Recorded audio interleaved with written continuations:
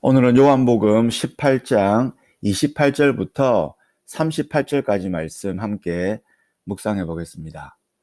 오늘 본문은 로마 총독 빌라도에게 신문을 받으시는 내용이에요. 이 빌라도는 로마 총독으로서 주 26년부터 36년까지 로마 총독으로 봉직했습니다. 오늘 본문은 세 번에 걸친 신문의 내용이 나오는데요. 이를 통해서 예수님의 죽음의 의미가 무엇인지가 분명히 드러나고 있습니다. 예수님을 빌라도에게 끌고 온 사람들의 고발의 내용이 30절에 나옵니다. 대답하여 이르되 이 사람이, 예수를 가리키죠, 행악자가 아니었더라면 우리가 당신에게 넘기지 아니하였겠나이다 라고 말해요. 예수님을 행악자로 고발했습니다. 안나스와 가야바의 법정에서 특이한 죄를 발견하지 못했었죠. 그래서 빌라도에게까지 왔는데요.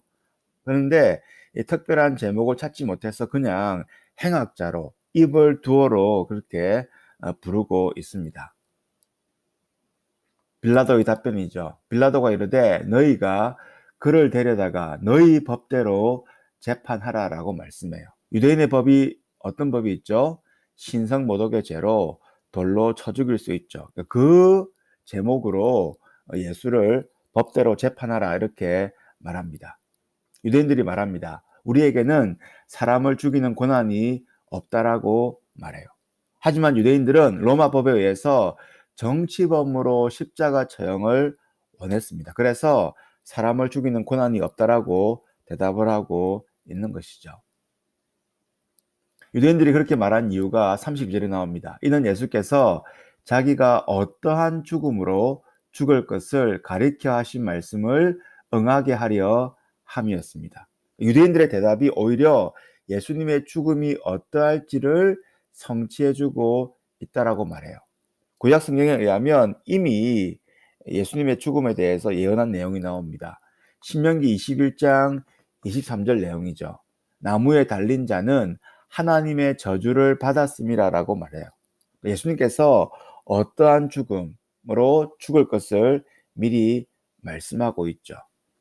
요한복음 3장 14절입니다. 모세가 광야에서 뱀을 든 것 같이 인자도 들려야 할 것을 미리 예언하고 있죠. 이처럼 신구약 성경에서 예수님의 죽음이 어떨 것을 미리 예언했습니다. 나무에 달려 십자가에 죽을 것을 미리 예언했던 것이죠.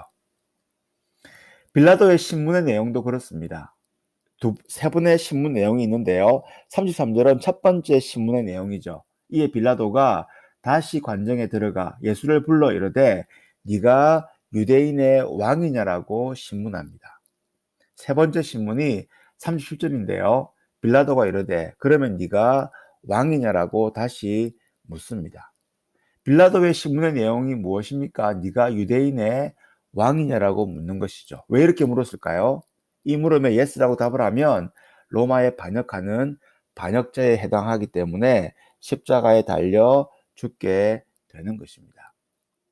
그렇다면 왜 예수님은 반역죄로 죽어야만 하나요? 그 이유는 우리를 대신해서 죽으시기 때문입니다. 그렇다면 우리의 죄가 무엇입니까? 바로 우리의 죄가 반역죄죠. 하나님이 왕이신 것을 부정하고 하나님처럼 되려고 했습니다. 하나님 없이 살려고 했던 것이죠. 하나님의 권위를 무시하고 내 마음대로 살려고 했던 것이 바로 죄이기 때문입니다. 그러므로 예수님께서 십자가로 죽으심으로 우리가 지은 죄를 그대로 대신 받으시는 것입니다. 그래서 우리의 죄가 대속되는 것이죠. 그러므로 예수님의 죽음은 성경에 예언한 대로 십자가 처형을 당하신 것입니다. 삶의 적용인데요. 오늘 우리가 예수님의 죽음의 의미를 묵상했습니다. 이처럼 예수님의 죽음은 돌발적인 상황에 의해서 갑자기 죽은 것이 아닙니다. 성경에 예언한 대로 십자가 처형을 당하신 것이죠. 이를 통해서 우리가 하나님 앞에 지은 반역죄를 대신 지심으로 우리의 죄를 깨끗게 하신 것입니다.